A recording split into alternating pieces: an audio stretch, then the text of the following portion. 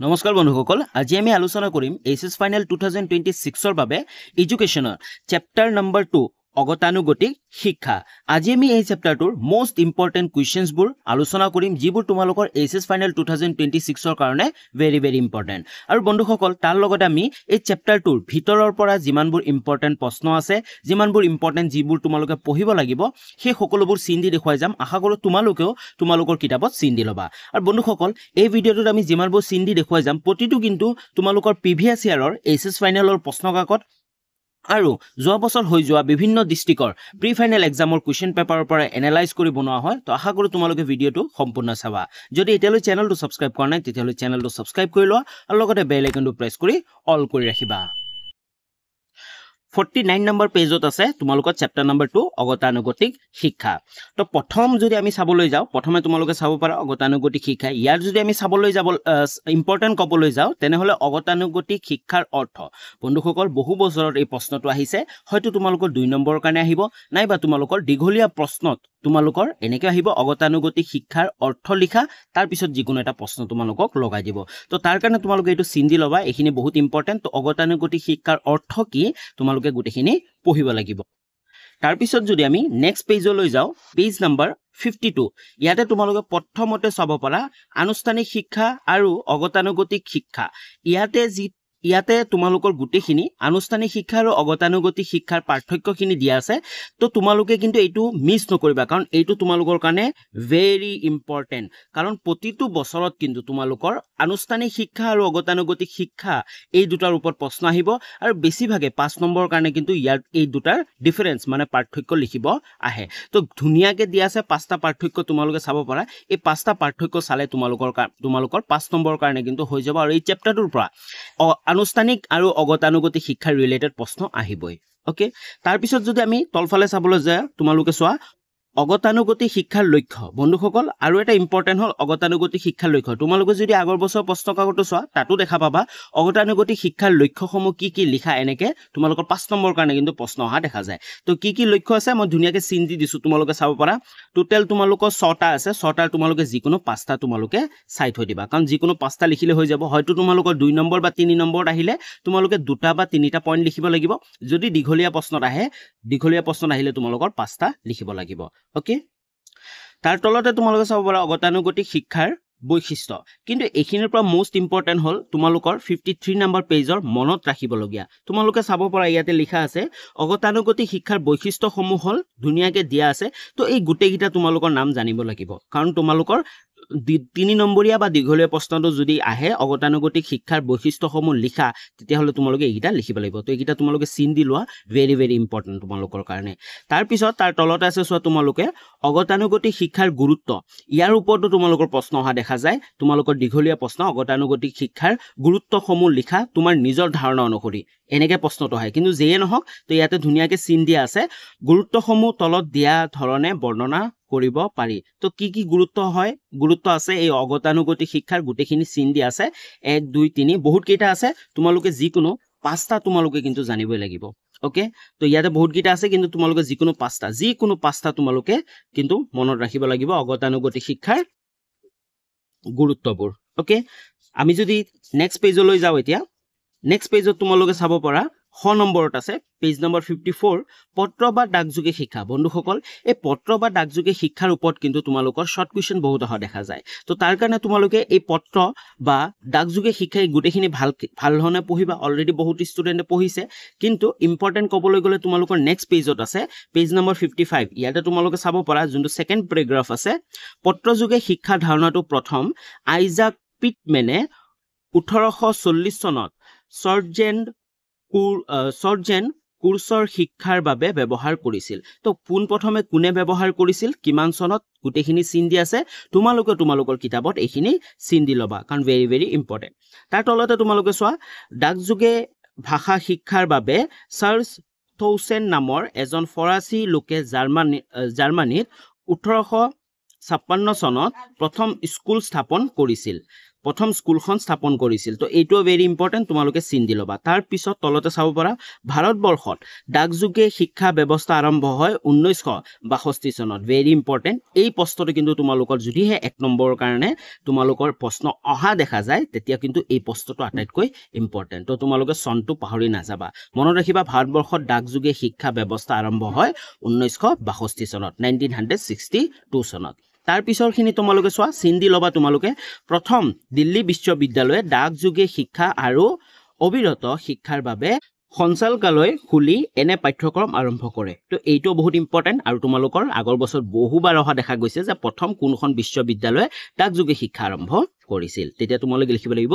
প্ৰথম দিল্লী বিশ্ববিদ্যালয় ওকে তাৰ তলতে তোমালোকে চাব পাৰা চিন দি আছে ডাকযোগে শিক্ষাৰ ওপৰত গুৰুত্ব আৰোপ কৰি কোঠাৰী আয়োগে তলত দিয়া পৰামৰ্শ আগবঢ়োৱা বন্ধুসকল বহুত 2 বা 3টা বছৰত কিন্তু এই প্ৰশ্নটো আহিছিল যে ডাকযোগে শিক্ষাৰ ওপৰত গুৰুত্ব আৰোপ কৰি কোঠাৰী আয়োগে কি পৰামৰ্শ আগবঢ়াইছিল এই প্ৰশ্নটো কিন্তু ভেৰি ইম্পৰ্টেণ্ট আহিলে তোমালোকৰ দীঘলীয়া প্ৰশ্নত আহিব তো তোমালোকে চাই থৈ দিবা এইখিনি চিন দি ল'বা এইখিনি ভেৰি ইম্পৰ্টেণ্ট 1 নম্বৰ যিকোনো তোমালোকে 5টা কিন্তু মনত ৰাখিব লাগিব 6টা আছে তোমালোকে 5টা মনত ৰাখিব লাগিব তোমালোকৰ কাৰণে ইম্পৰ্টেণ্ট তাৰ পিছত যদি আমি নেক্সট পেজলৈ যাও পেজ নাম্বাৰ 56 টো তোমালোকে চাব পাৰা ইয়াতে আছে দূৰ শিক্ষা কি বন্ধুসকল বহুতে ইম্পৰ্টেণ্ট দূৰ শিক্ষা কি ইয়াৰ ওপৰত কিন্তু তোমালোকৰ 1 নম্বৰীয়া প্ৰশ্ন আহি যাব পাৰে যে দূৰ শিক্ষা কি নাইবা 2 নম্বৰীয়া প্ৰশ্ন আহি যাব পাৰে দূৰ শিক্ষা কি নাইবা তোমালোকৰ দীঘলীয়া প্ৰশ্নটো দি দিব পাৰে যে দূৰ শিক্ষা কি ওকে তো তোমালোকে জেনেকে নহক দূৰ শিক্ষাৰ ওপৰত কিন্তু তোমালোকৰ আহিব দূৰ শিক্ষা কি এইটোৱে আহিব ওকে আৰু দূৰ শিক্ষা কি তোমালোকে ধুনিয়াকে পঢ়ি কেনে উত্তৰটো তোমালোকে বহুত জায়গাত পাই যাবা নহলে আমাৰ ভিডিওটো তোমালোকে পাবা আমাৰ বহুত কিটা ভিডিওত আছে তো তাতো তোমালোকে দূৰ শিক্ষা কি তাৰ বিষয়ে ধুনিয়াকে অতি সহজতে পাই যাবা আৰু ইয়াৰ ইম্পৰ্টেন্ট কবলৈ গলে একেবাৰে তলত চোৱা তোমালোকে তিনিটা হল কি দূৰ শিক্ষাৰ তিনিটা দিশ কি শিক্ষাৰ্থী কেন্দ্ৰিক শিক্ষা পৰোক্ষ শিক্ষা প্ৰকৃত জীৱনবোধৰ শিক্ষা এই তিনিটা তোমালোকে মনত ৰাখিবা দূৰ শিক্ষাৰ তিনিটা দিশ লিখা 3 নম্বৰ বা 2 নম্বৰ কাৰণে দি দিব পাৰে তেতিয়া তোমালোকে তিনিটা লিখিব লাগিব ওকে তাৰ পিছত যদি আমি নেক্সট পেজলৈ যাও নেক্সট পেজ তোমালোকে চাব পাৰা 57 নম্বৰ পেজ ইয়াতে আছে দূৰ শিক্ষাৰ সংজ্ঞা বন্ধুসকল এই দূৰ শিক্ষাৰ সংজ্ঞাটো আটাইতকৈ ইম্পৰ্টেণ্ট ইয়াতে দুজন শিক্ষাবিদৰ নাম দিয়া আছে এজন হল দহমেন আৰু এজন হল মুৰে এই দুজনে এই দূৰ শিক্ষাৰ ওপৰত সংজ্ঞা আগবঢ়াইছিল এই সংজ্ঞাকিটা কিন্তু তোমালোকে জানিব লাগিব ইম্পৰ্টেণ্ট কাৰণ যদিহে তোমালোকৰ আহে তেতিয়া কিন্তু তোমালোকৰ দীঘলীয়া প্ৰশ্নত আহিব যে দূৰ শিক্ষাৰ সংজ্ঞা লিখা তেতিয়া তোমালোকে যিকোনো এজনৰ সংজ্ঞা লিখিব লাগিব বুজি পাইছা তো তোমালোকে ধুনিয়াকে পঢ়িলে এই দুটা বুজি পাবার ইম্পৰ্টেণ্ট কিন্তু তোমালোকৰ কাৰণে ওকে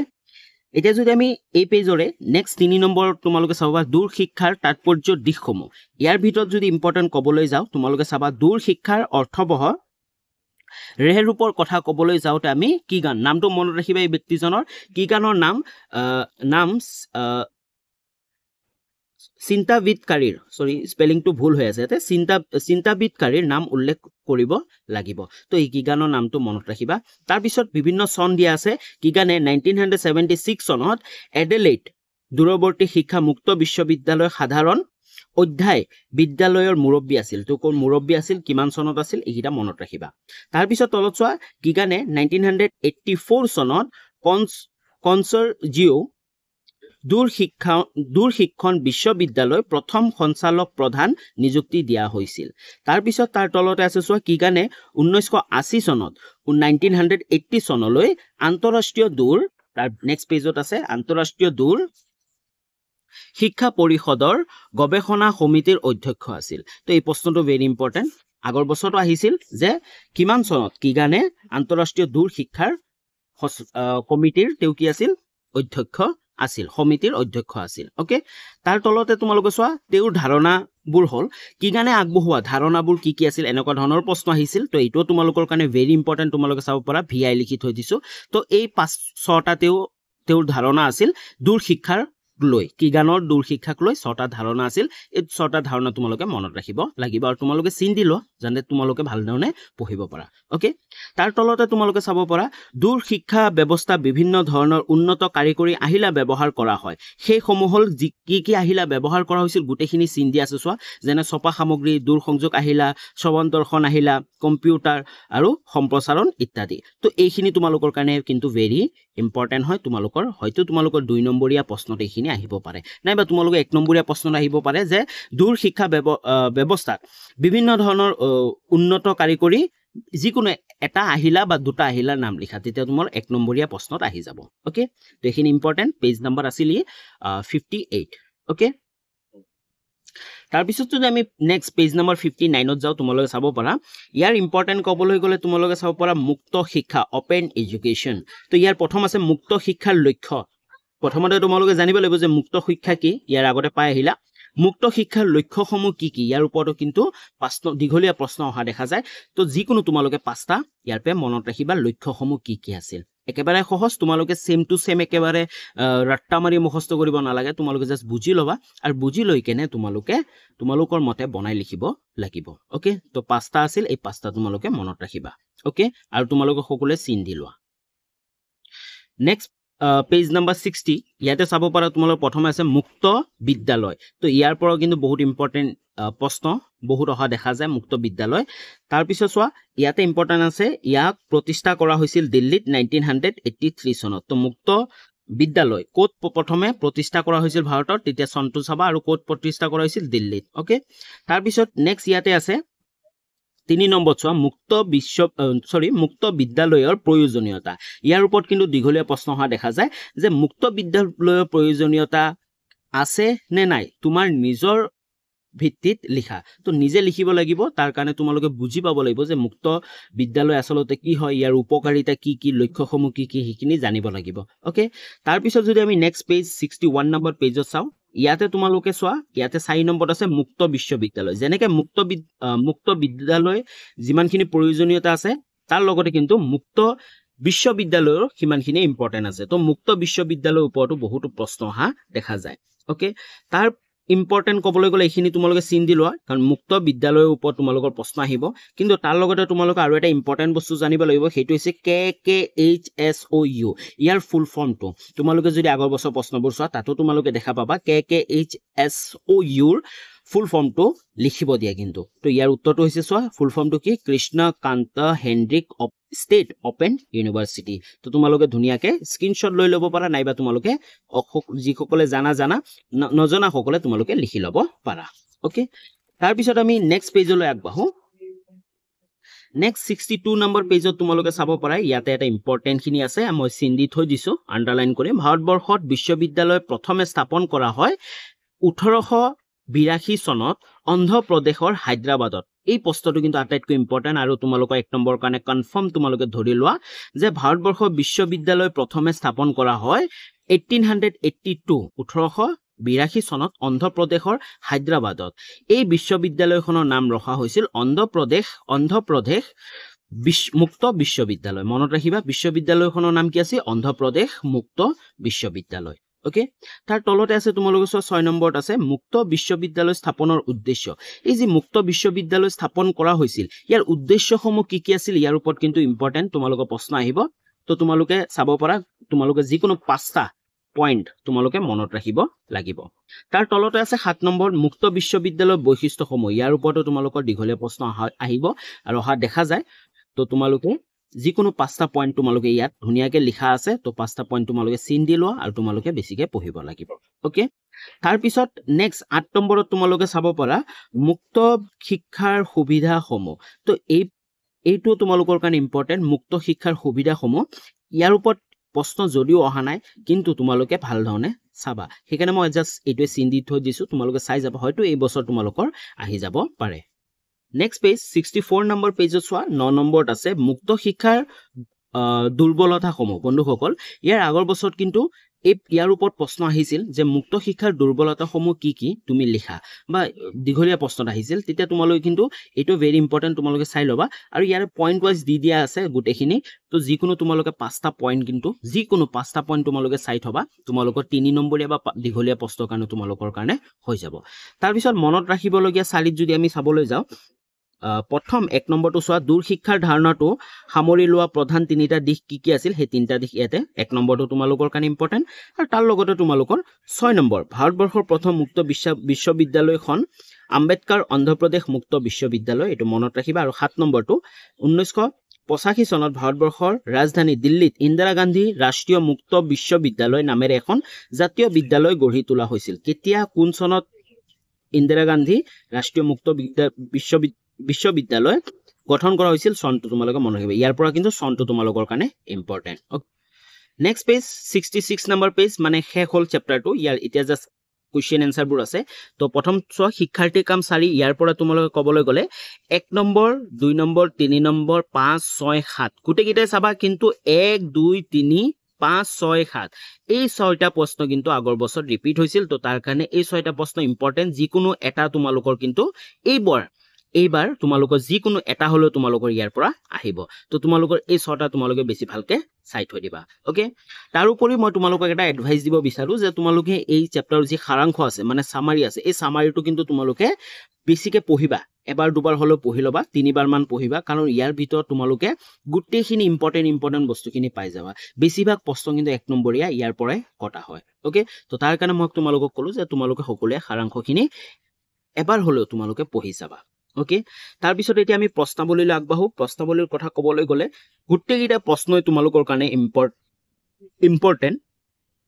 তাৰ ভিতৰত ক'বলৈ গলে তোমালোকে চাব পাৰা যিকিটা চিন দি আছে সেইবোৰ গুটেকিটা প্ৰশ্ন কিন্তু ৰিপিট হৈছে মানে তোমালোকৰ এসএস ফাইনেলত বিভিন্ন চনত আহি গৈছে তো প্ৰথম 1 নম্বৰ প্ৰশ্নটো তোমালোকৰ কাৰণে ইম্পৰ্টেন্ট অগতানুগতিক শিক্ষা বুলিলে কি বুজা অলৰেডি আমি পালোই এই শিক্ষাৰ বৈশিষ্ট্যসমূহ আলোচনা কৰা বন্ধুসকল তোমালোকক মই বাৰে বাৰে কৈছো যে অগতানুগতিক শিক্ষা বুলিলে কি বুজা বা দূৰ শিক্ষা বুলিলে কি বুজা মুক্ত শিক্ষা বুলিলে কি বুজা তোমালোকৰ প্ৰশ্নকিটা এনেকে থাকিব যে দূৰ শিক্ষা বুলিলে কি বুজা অগতানুগতিক শিক্ষা বুলিলে কি বুজা তাৰ লগত এটা যিকোনো প্ৰশ্নকো লগাই দিব পাৰে যেনে এই শিক্ষাৰ বৈশিষ্ট্যসমূহ আলোচনা কৰা আমি পাই আহিছিলো লক্ষ্য পাই আহিছিলো বৈশিষ্ট্য পাই আহিছিলো সুবিধা অসুবিধাবোৰ পাই আহিছিলো এই চেপ্টাৰটো সেই সকলোবোৰ তোমালোকে এনেকে দীঘলীয়া প্ৰশ্ন দি দিব পাৰে বুজি পাইছা তাৰপিছত 2 নম্বৰ প্ৰশ্নটো আনুষ্ঠানিক শিক্ষা আৰু অগতানুগতিক শিক্ষাৰ তুলনা কৰা এটো ইম্পৰ্টেন্ট আৰু 3 নম্বৰটো ইম্পৰ্টেন্ট 4 নম্বৰটো তোমালোকে চাই থৈ দিবা নুসুৱা বুলি নাচাবা বুলি নক কিন্তু এই প্ৰশ্নটো ৰিপিট হোৱা নাই তাৰ উপৰি 5 নম্বৰটো তোমালোকে চোৱা দূৰ শিক্ষা কি এই শিক্ষাৰ তাৎপৰ্য ব্যাখ্যা কৰা তোমালোকে চাইছা তো দূৰ শিক্ষা কি এই শিক্ষাৰ তাৎপৰ্য ব্যাখ্যা কৰা এই প্ৰশ্নটো অলৰেডি আগৰ বছৰ আহি গৈছিল আৰু তোমালোকৰ কাৰণে কিন্তু ইম্পৰ্টেন্ট তাৰ লগতে 6 নম্বৰ 7 নম্বৰ 8 নম্বৰ আৰু 9 নম্বৰ তোমালোকে চাই থৈ দিবা ওকে তাৰ উপৰি এই চেপ্টাৰটোৰ ভিতৰৰ পৰা কিন্তু ইম্পৰ্টেন্ট বহুত প্ৰশ্ন অহা দেখা যায় এনেকুৱা কিছুমান প্ৰশ্ন অহা দেখা যায় যিবোৰ প্ৰশ্ন তোমালোকৰ কিতাপতে আছে কিন্তু অলপ হলো তোমালোকৰ মানে মডিফাই কৰি তোমালোকে নিজে কেনেকে লিখিব লাগে তাৰ ওপৰত কিন্তু প্ৰশ্ন দি দিয়ে তো তেনেকুৱা প্ৰশ্ন মই কেটামান কালেক্ট কৰিছো আগৰ বছৰ আৰু বিভিন্ন প্ৰি ফাইনেল এক্সামৰ পৰা কালেক্ট কৰি মই এই কিটা প্ৰশ্ন তৈয়াৰ কৰিছো মানে উলাই লৈছো তৈয়াৰ কৰা না উলাই লৈছো তো তোমালোকে ধুনিয়াকৈ প্ৰশ্নকিটা চাব পাৰা তোমালোকে স্ক্ৰিনশ্বট লৈ ল'ব পাৰা নাইবা তোমালোকে লিখি ল'ব পাৰা প্ৰশ্নকিটা চোৱা IGNOU সম্পৰ্কে লিখা এই চেপ্টাৰটোৰ পৰা কিন্তু IGNOU সম্পূৰ্ণ লিখা তোমালোকৰ 3 নম্বৰ কাৰণে আহে নাইবা তোমালোকৰ দীঘলীয়া প্ৰশ্নটো আহি যাব পাৰে ওকে নেক্সট প্ৰশ্নটো চোৱা বৰ্তমান সমাজত অগতানুগতিক শিক্ষাৰ গুৰুত্ব সম্পৰ্কে লিখা বন্ধুসকল মনত আছে না আমি অগতানুগতিক শিক্ষাৰ গুৰুত্বসমূহ পঢ়ি আহিছিলো তো সেম তাৰ পৰাই দিছে কিন্তু বৰ্তমান সমাজত অগতানুগতিক শিক্ষাৰ গুৰুত্ব সম্পৰ্কে লিখা তোমাৰ নিজৰ ভিত্তিত এনেকে দি দিব পাৰে তো এই প্ৰশ্নটো ইম্পৰ্টেন্ট অলৰেডি আগৰ বছৰ আহি গৈছে 2-3 বাৰ ৰিপিট হৈছে এই প্ৰশ্নটো তাৰ পিছত চোৱা সেম মকলো দূৰ শিক্ষা কি দূৰ শিক্ষাৰ প্ৰকৃতি সম্পৰ্কে তোমাৰ পৰিচিতি দেখুওৱা চাইছা তোমালোকে দূৰ শিক্ষা কি তোমালোকে জানা তোমালোকে চাই আহিলা চিন দি আহিলা আৰু এতিয়া কৈছে যে দূৰ শিক্ষাৰ প্ৰকৃতি সম্পৰ্কে তোমালোকৰ পৰিচিতি দেখুওৱা নিজে লিখিব লাগিব তাৰপিছত নেক্সট প্ৰশ্নটো হ'ল বৰ্তমান সমাজত অগতানুগতিক শিক্ষাৰ গুৰুত্বসমূহ বৰ্ণনা কৰা তো আমি অগতানুগতিক শিক্ষাৰ গুৰুত্বসমূহ পঢ়িছিলো তো বৰ্তমান সময়ত কেনেকে ইয়াৰ গুৰুত্ব অধিক তাৰ ওপৰত তোমালোকে লিখিব লাগিব ওকে ইম্পৰ্টেন্ট প্ৰশ্ন আগৰ বছৰ বহুবাৰ ৰিপিট হৈছে তো তোমালোকে ধুনিয়াকৈ স্ক্ৰিনশ্বট লৈ লোৱা নাইবা লিখি লোৱা কিন্তু তাৰ পিছত বৰ্তমান সমাজৰ বাবে দূৰৱৰ্তী শিক্ষা কিয় প্ৰয়োজনীয় এই প্ৰশ্নটো ভেৰি ভেৰি ইম্পৰ্টেন্ট তো এইগিটা প্ৰশ্ন কিন্তু তোমালোকৰ এসএস 2026 ৰ বাবে দীঘলীয়া প্ৰশ্নৰ কাৰণে মই কৈ আছো দীঘলীয়া প্ৰশ্নৰ কাৰণে কিন্তু ভেৰি ভেৰি ইম্পৰ্টেন্ট ইয়াৰ উপৰি আমাৰ এই প্ৰতিটো চেপ্টাৰৰ 1 নম্বৰীয়া 2 নম্বৰীয়া common questions important questions with answer video আহিব তো তাৰ কাৰণে চেনেলটো কি কৰিব লাগিব সাবস্ক্ৰাইব কৰি ৰাখিব লাগিব আৰু লগতে বেল আইকনটো প্ৰেছ কৰি অল কৰি ৰাখিবা তাৰ উপৰি আমাৰ WhatsApp চেনেল আছে WhatsApp চেনেলটো তোমালোকে জয়েন হৈ থাকিবা তাত আমি নতুন যিমানবোৰ ভিডিও দিও তাৰ আপডেট আমি দি থাকো ইয়াৰ পিছত আমি নেক্সট 3 নম্বৰ চেপ্টাৰ শিক্ষাৰ সাম্প্ৰতিক ধাৰাসমূহ এই চেপ্টাৰটোৰ ওপৰত আমি ভিডিঅ' বনাম তো আশা কৰোঁ সকলোৱে ভিডিঅ'টো ভাল পালা যদি ভিডিঅ'টো ভাল পালা তেনেহ'লে এটা লাইক কৰি দিবা কমেণ্ট কৰি জনাবা আৰু চেনেলটো ছাবস্ক্ৰাইব কৰিব নাপাহৰিবা তাৰ লগতে তোমালোকৰ বন্ধু বান্ধৱীসকললৈ ভিডিঅ'টো শ্বেয়াৰ কৰিবা পুনৰ লগ পাম নতুন এটা ভিডিঅ' লৈ তেতিয়ালৈ বাই বাই